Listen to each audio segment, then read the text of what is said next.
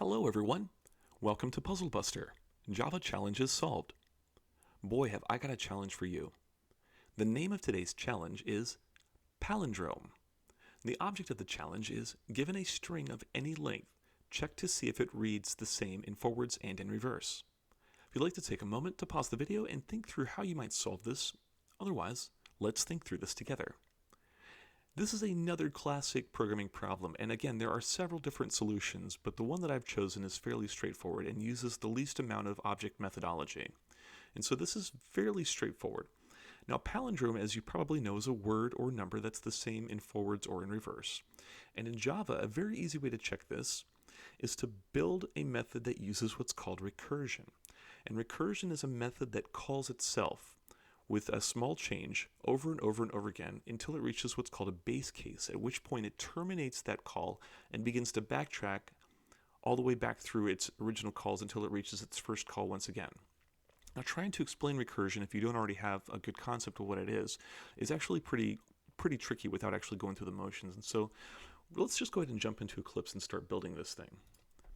And so I have here a class called Palindrome, complete with my main method. We're going to build two simple methods. The first method is going to be called isPalindrome, and it's going to return a Boolean value of true or false.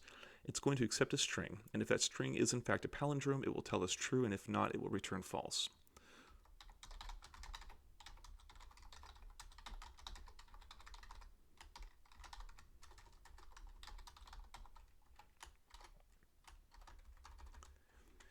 And within this method, we're going to call another method called reverse, and we're going to pass through the string to the reverse method, and the reverse method is going to use the recursion to go ahead and build that word in reverse, and it's going to return a string, which is going to be a reversed version of that string.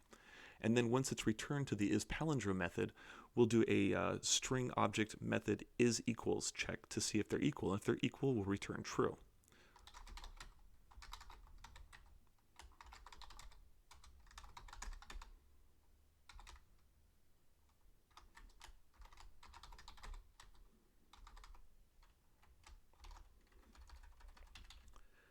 Now, the first thing we want to check for is to see if the string is null, because if it's null, we don't want to waste the processing power.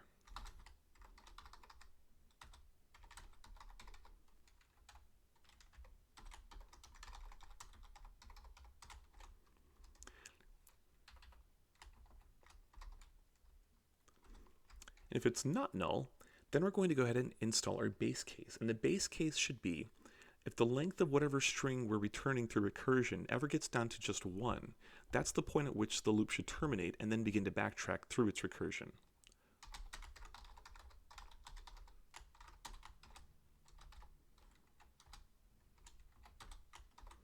And we're going to begin the backtrack by calling to return whatever string that is,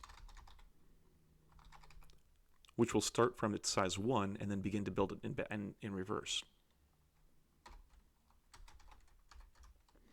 Now, the recursion actually happens here. The recursion happens by us returning a call to itself.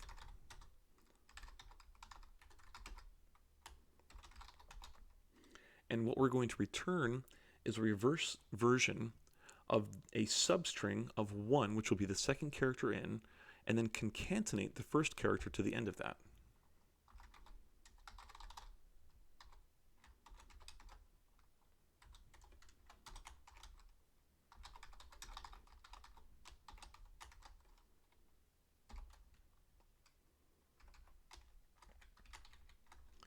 Now, if we've done this correctly, and the string is not null, and the string is greater than 1, then it's going to return that string, chopping off the first letter and adding it to the end.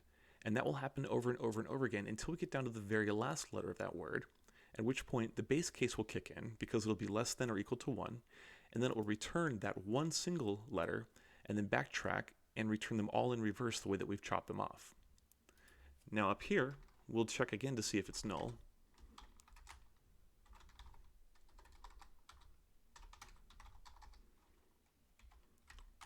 And in this case, we're just going to return false if it is.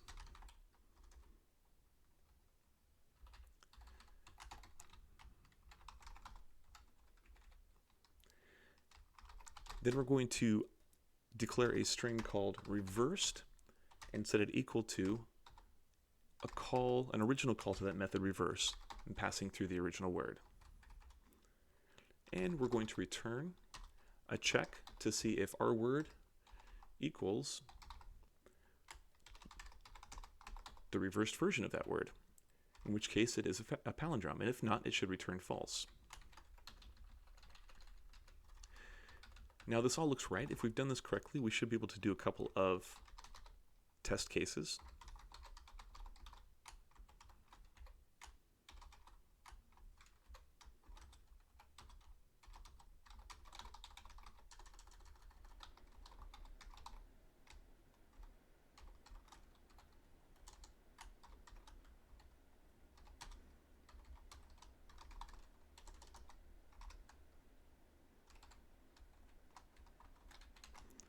We'll do 4 just to check for sure. And we'll make 2 of them true and 2 of them false.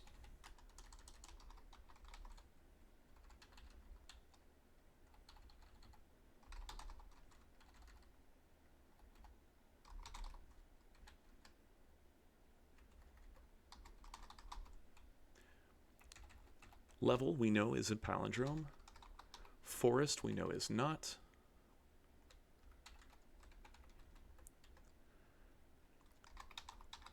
Race car we know is a palindrome. And bookshelf we know is not.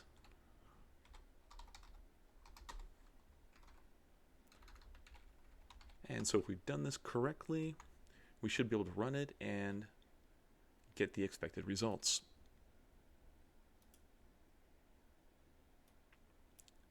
And it looks perfect. Level true, forest false, race car true, bookshelf false. Excellent. Well, I would call this puzzle busted. And recursion is an excellent, concise, elegant way of taking care of problems like these, and if it's something that's still a little bit foreign or counterintuitive, I highly encourage you to look deeper into it and to see some different examples about how it's used, because it really is an excellent way of attacking these programming problems. So, now a challenge for you. As I mentioned before, there are actually several different ways to attack this problem. I'd like to see somebody write a program that does this in a different way, any other way, in fact. And so I encourage you to try that at home. Hopefully this was informative and entertaining, and I can't wait to see everyone back again in the next Puzzle Buster video. Thank you so much, and have a wonderful night.